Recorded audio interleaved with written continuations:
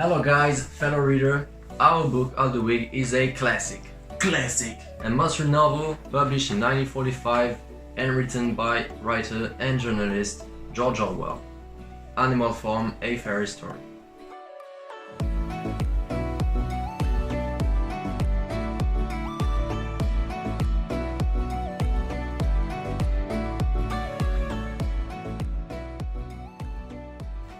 Eric Arthur Blair, aka George Orwell, was born on June the 25th, 1903 in British India. He received a brilliant education in Eton's College, England. In 1922, he chose to follow a military path which would lead him west again in Burma this time. He resigned in 1927 and from there devoted himself to writing. This short career as a lieutenant would only consolidate his anti-British imperialism idea. He lived from small-sized jobs and saw his health deteriorate, and he got affected by a pneumonia. Yet, he still published a few novels. He left for Spain with the will of writing on the Civil War, but also in order to join the fights against Franco's government. The Spanish Civil War went on from 1936 and 1939. It opposed the Republican, led by left, communist, Trotskyist and anarchist. This is the part Dear George joined on the other side with Franco and his nationalist camp followers. It led to the victory of Franco's army, who ruled Spain as a dictator until his death in 1975. Hurt, he went back to London and published Homage to Catalonia. During World War II, as he just had started his journalist career, he started the writing of Animal Farm, a satirical tale in which he denounced Stalinism. Severely ill, he began the writing of his famous novel 1984, published just a few months before his death in January 1950.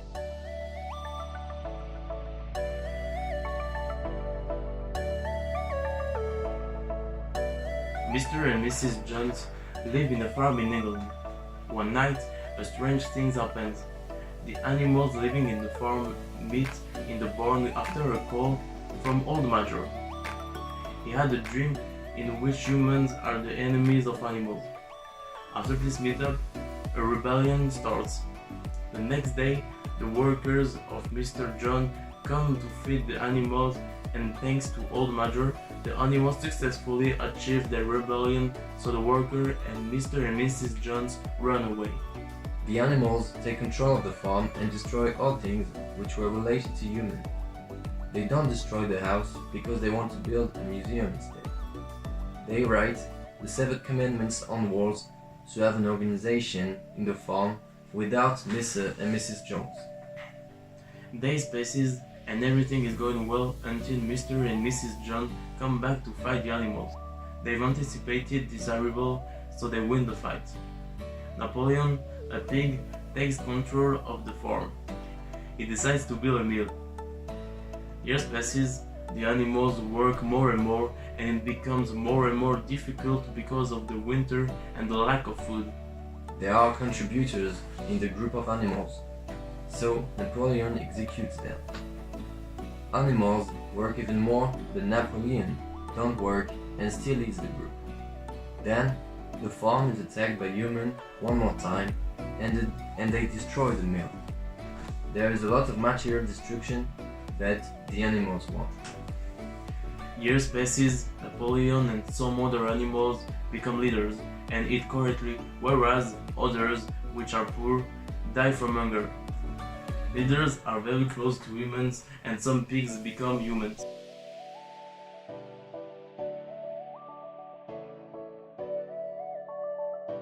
So this book is a dystopia. It is a fiction in which the author describes a society that prevents people from reaching happiness or freedom.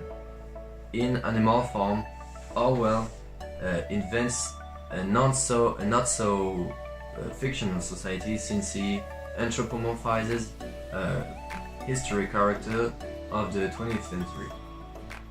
He reduces the political situation of the world, especially of the USSR, at the scale of a farm. The reader quickly understands that Old Major is Karl Marx or Lenin, Napoleon is obviously Stalin, Snowball is Trotsky.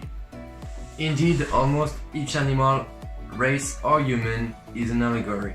Mr. Jones is Nicholas II, Mr. Frederick is Hitler, Moses, the raven, represent the religion. The puppies are the NKVD, the Soviet police, and the sheep embody the silent majority of the people.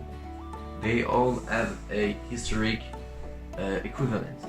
This story is a loop because the beasts, which were under the domination of Mr. Jones, of human at first, who grabs away the product of their labor, end up to be under the domination of pigs, which turn into the tyrant they initially despised. This follows the evolution of USSR, where Stalin handed trample the very principle and tenets that push the people to overthrow the Tsar in the first place.